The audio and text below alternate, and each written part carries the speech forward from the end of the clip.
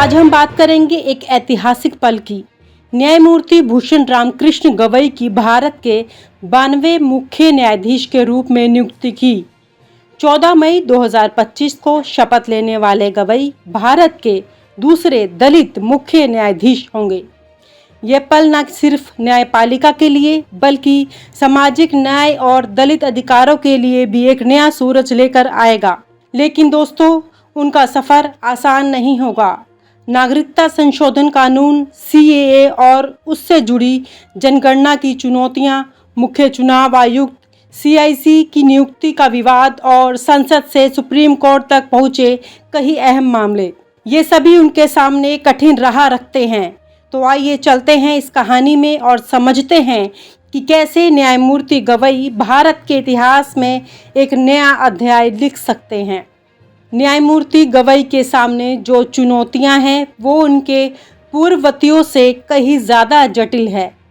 पहला बड़ा मुद्दा है नागरिकता संशोधन कानून यानी सीएए और इससे जुड़ी राष्ट्रीय जनगणना। 2019 में पारित सीएए को लेकर देश भर में बड़े पैमाने पर विशेष प्रदर्शन हुए। दिल्ली, उत्तर प्रदेश और असम जैसे राज्यों में लोग सड़कों पर उतर आए क्योंकि उनका मानना था कि यह कानून संविधान की धर्मनिरपेक्ष भावना के खिलाफ है।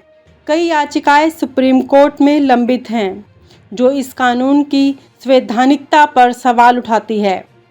सवाल ये है कि क्या सीएए अनुच्छेद 14 का उल्लंघन करता है जो सभी के लिए समानता की गारंटी देता है, और जनगणना में एनपीआर राष्ट्रीय जनसंख्या रजिस्टर के इस्तेमाल से क्या नागरिकों की निजता पर खतरा होगा।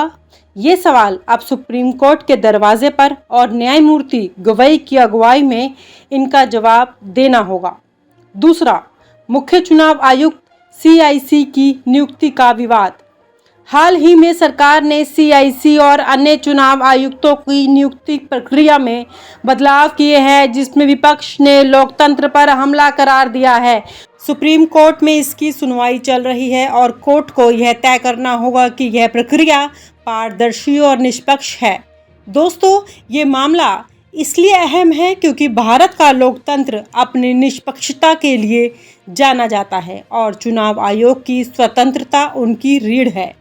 इसके अलावा संसद से कई और मामले सुप्रीम कोर्ट पहुंचे हैं। अनुच्छेद 370 की बहाली की मांग, समलैंगिक विवाह और कानूनी मान्यता और डेटा प्राइवेसी से जुड़े कानून जैसे मुद्दे भी कोर्ट की मेज पर है। इन सभी में न्यायमूर्ति गवई की भूमिका न सिर्फ एक न्यायाधीश की होगी बल्कि एक ऐसे नेता की होगी जो संविधान की रक्षा करे। और सबसे अहम, उत्तर प्रदेश जैसे राज्यों में दलितों पर बढ़ते अत्याचार।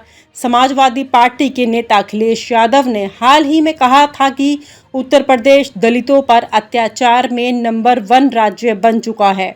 2024 में कई ऐसी घटनाएं सामने आई हैं जिन्होंने दलित समुदाय के खिलाफ हिंसा और भेदभाव की गंभीर स्थिति को भी उजागर किया है। एक दलित मुख्य न्यायाधीश के रूप में न्यायमूर्ति गवई से उम्मीदें और भी बड़ी हैं। तो कौन है न्यायमूर्ति BR गवई? उनकी कहानी प्रेरणा से भरी है। 24 नवंबर 1960 को महाराष्ट्र के अमरावती में जन्मे भूषण रामकृष्ण गवई का ताल्लुक एक दलित परिवार से है। उनके पिता RS गवई एक प्रमुख सामाजिक कार्यकर्ता राजनेता थे जिन्होंने बिहार और केरल के राज्यपाल के रूप में सेवा की। पिता की सामाजिक न्याय की विरासत ने शायद उन्हें प्रेरित किया। 1985 में वकालत शुरू करने के बाद गवई ने तेजी से अपनी पहचान बनाई। उन्होंने नागपुर में कई महत्वपूर्ण मामलों में वकालत की और उनकी प्रतिभा को देखते हुए 2003 में उन्हें बॉम्बे हाई कोर्ट का न्यायाधीश नियुक्त किया गया। बॉम्बे हाई कोर्ट में अपने कार्यकाल के दौरान उन्होंने कई ऐसे फैसले दिए जिन्होंने उनकी कानूनी गहराई और सामाजिक संवेदनशीलता को दर्शाया। 2019 में जब उन्हें सुप्रीम कोर्ट का न्यायाधीश बनाया गया तो यह न सिर्फ उनके लिए बल्कि समुदाय के लिए भी गर्व का पल था। न्यायमूर्ति गवई ने कई बार स्वीकार किया कि उनकी दलित पहचान अनुसूचित जातियों के लिए आरक्षण नीति के लिए उन्हें उच्च न्यायपालिका में जगह दिलाई। ये बात उनकी विनम्रता को दिखाती है और भारत की समावेशी नीतियों की ताकत को रेखांकित करती है। लेकिन उनकी यह यात्रा आसान नहीं थी। दलित समुदाय से होने के कारण उन्हें सामाजिक और पेशेवर चुनौतियों का सामना करना पड़ा। फिर भी उनकी मेहनत, निष्पक्षता और कानून के प्रति समर्पण ने उन्हें देश के सर्वोच्च न्याय पद तक पहुंचाया। उनकी कहानी हर उस भारतीय के लिए प्रेरणा है जो सपने देखता है, चाहे उसका बैकग्राउंड कैसा भी हो। संविधान की सर्वोच्चता पर अडिग रुख। हाल ही में उपराष्ट्रपति जगदीप धनखड़ ने संसद की सर्वोच्चता पर जोर देते हुए बयान दिया। इसके जवाब में न्यायमूर्ति गवई ने स्पष्ट किया, संविधान सर्वोच्च है। केशवानंद भारती मामले में 13 न्यायाधीशों की पीठ ने यह फैसला सुनाया। उन्होंने यह भी कहा कि सेवानिवृत्ति के बाद वह कोई सरकारी पद स्वीकार नहीं करेंगे, जिससे यह संकेत मिलता है कि वह न्यायपालिका की निष्पक्षता और स्वतंत्रता को सर्वोपरि मानते हैं। न्यायपालिका की स्वतंत्रता और सरकार के लिए संकेत। न्यायमूर्ति गवई ने बयानों से स्पष्ट किया है कि उनका कार्यकाल न्यायपालिका की स्वतंत्रता, संविधान की सर्वोच्चता और नागरिकों के अधिकारों की रक्षा के लिए समर्पित होगा। उनका यह रुख सरकार के लिए एक स्पष्ट संकेत है कि न्यायपालिका किसी भी दबाव में नहीं आएगी और संविधान के मूल्यों की रक्षा के लिए प्रतिबद्ध रहेगी। न्यायमूर्ति भूषण रामकृष्ण गवई का मुख्य न्यायाधीश के रूप में कार्यरत भारतीय न्यायपालिका के लिए एक नए युग की शुरुआत हो सकता है। उनका स्पष्ट और दृढ़ दृष्टिकोण संविधान, न्यायपालिका की स्वतंत्रता और नागरिकों के अधिकारों की रक्षा के प्रति उनकी प्रतिबद्धता को दर्शाता है।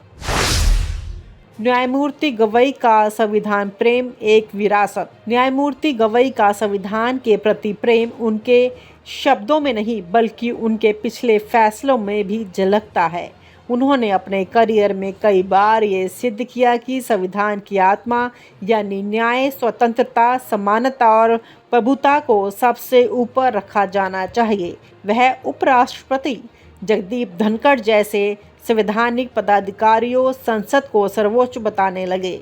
तब गवई ने स्पष्ट किया कि संविधान ही सर्वोच्च है। ये न केवल न्यायपालिका की गरिमा का रक्षण था बल्कि एक संवैधानिक संतुलन की स्थापना भी।